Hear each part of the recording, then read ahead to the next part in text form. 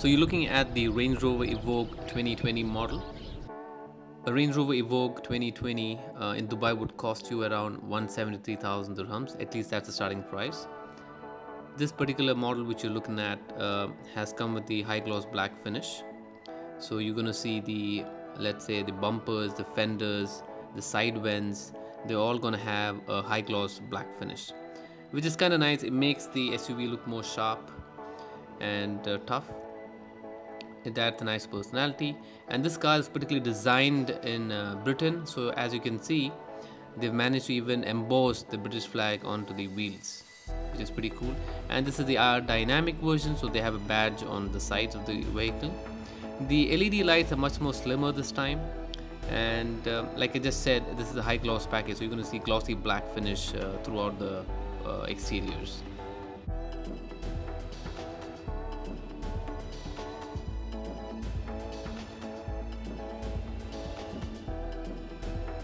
What you see on top is not just an antenna, it's a camera too. So using the clear sight, they call it, you can easily see, the driver can easily see what's behind him with the flick of a switch. The door handles are an exciting feature of the vehicle. It kind of catches attention. You can actually use the remote to pop in, pop out the door handles as you need them, or you can just click it and it would just come out. And when you drive the car, it would go back in. It also comes with glowing tread plates. It has a metal sporty pedals. So the vehicle has two standard screens on the center. There's the upper screen and the lower screen. Both are used to navigate functions. You can use them separately. And the upper screen would actually tilt forward at a viewing angle when you start the vehicle, and when you switch it off, it would go back in by itself. And because of this big screens, two big screens, you feel there's less space to put your immediate accessories like your phone or your face mask, but fortunately it's designed pretty well, and you will find a hidden space right underneath the lower screen. Quite spacious. You can put your mobile phone or anything as you need them, but there's no wireless charging feature, unfortunately, in this vehicle. On the sides you can conveniently put in your coin or your cards. As expected from a Range Rover, the inside is extremely luxurious thanks to the high quality leather used.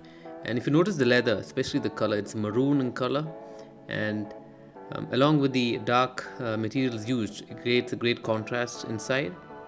The seats are extremely comfortable, and if you notice carefully, the seats have this British flag in them. That's how it's designed.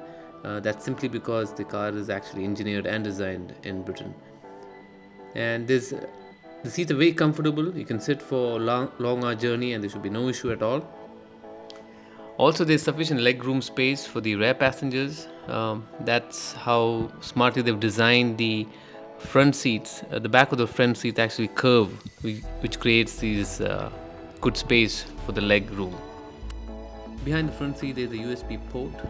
You can charge your mobile phone or even connect an iPad using the mount holder available. You also have different power outlets under the rear AC. The armrest is pretty wide and nice. The standard cup holders, pretty comfortable to put your armrest. And you can actually fold down these seats, all of them, all three, and extend your boot space.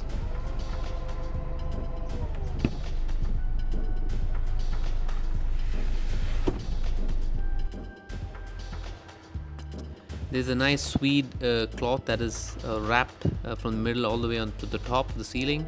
It's very soft and nice to hold, and you just feel like touching it every now and then.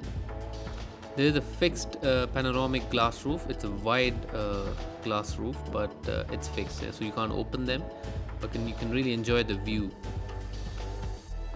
As this is a smaller size SUV, there isn't much boot space, but you can always bring down the rear seat to make more space. And they also have illuminated tread plates underneath. The boot is electronically closed with the press of a button.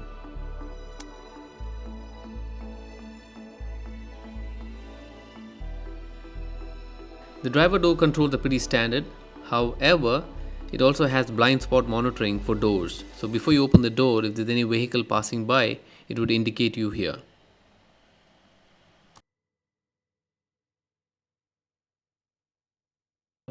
Right in the center, there are two cup holders. It's actually hidden underneath this lid, and this lid seems to be unnecessarily added because it's not adding much value. Because if you need to use a cup holder, you have to place this somewhere in the glove box, like it says here. So I feel most likely most people will just keep it there in the glove box itself because it's very difficult to put it back and take it out again, put it back and take it out. The cup holders are nice, they've got a nice grippy feeling, they'll hold the cups very firmly. Although Evoque is a small SUV, but the steering wheel is quite big, pretty long, but it's very nice to hold, very thin on the sides. I really enjoy it, and I love the control buttons on the sides. They're all touch sensitive, and as you press the buttons, the panel actually would change based on what you're selecting. So you can see this particular button here, the entire area is actually touch sensitive. So if I just scroll circular wise, it would increase the volume, decrease the volume.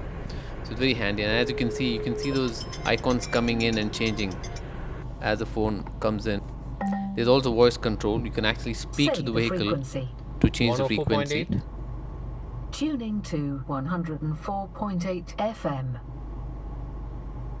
Oh, he's so young at heart. Just not let go of being. Call home. Home address not set. What time it's not as effective as Siri. There are certain expected commands from the driver. Please anything beyond that, it would not understand or recognize. Let me also quickly show you what the center console has to offer the driver. There is quite a bit of menu, and it's got basically 3 pages, and you just toggle between them. And unfortunately, there's no handwriting recognition, so if you want to search for location, you need to just type it in using these soft buttons.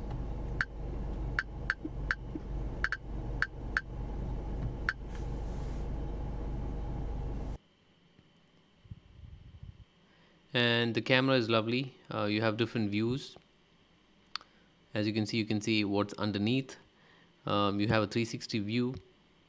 You can tap the view to zoom in further. You can see different angles from different cameras, which is quite interesting.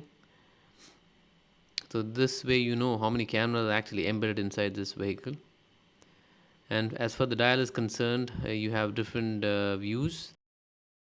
You don't get to see this view more often, where you can see the entire chassis of the vehicle, and it will actually show you while you turn the vehicle, the wheels turning its direction.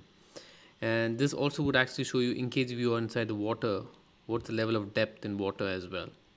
So it's quite handy if you're in off-road situation. Parking is the breeze as expected with all these cameras around it.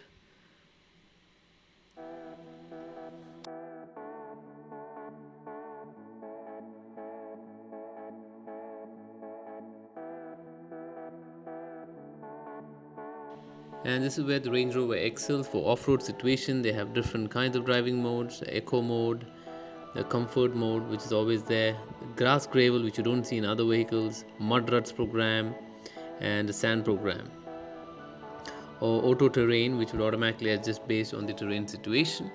You have climate controls. You can touch and disable, enable. You have dedicated knobs for AC vents. I like the size of it. It's quite big and handy. Very nice to control it. But the inside is no touch.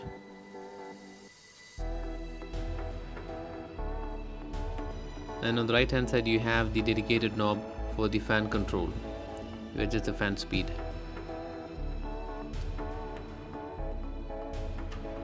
In the middle there is an on and off switch and a volume control for media. Everywhere it's been a soft press, but for max AC and max heating you need to do a hard press. Under the driver's armrest is ample of space, and you'll also find 2 USB ports and a SIM card tray. And you also need to connect your phone to this USB port if you want to work with Apple Play. I love the instrument cluster on the Evoque. You can have different dials. This one, for example, is just one dial. You can have two dials if needed. And in this case, it's one dial and two different information. You can change the information what you need on the left hand side and on the right hand side. It could be media, it could be a trip summary, it could be navigation, it could be phone details, etc.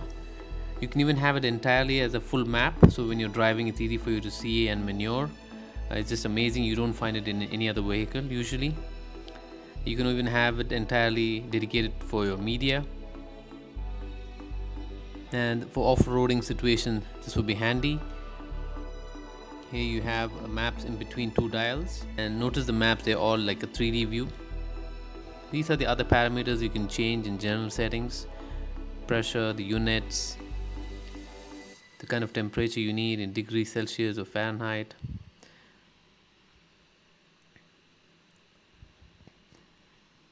And the multiple languages, plenty of options to pick from. So I think they've done a lot of work on this instrument cluster, and it seems to be doing well. And as a driver, I can tell you this screen has been very handy for me. So this is what the Range Rover Evoque key fob looks like. It's got the standard buttons: lock, unlock, open the boot, lights, and emergency alarm.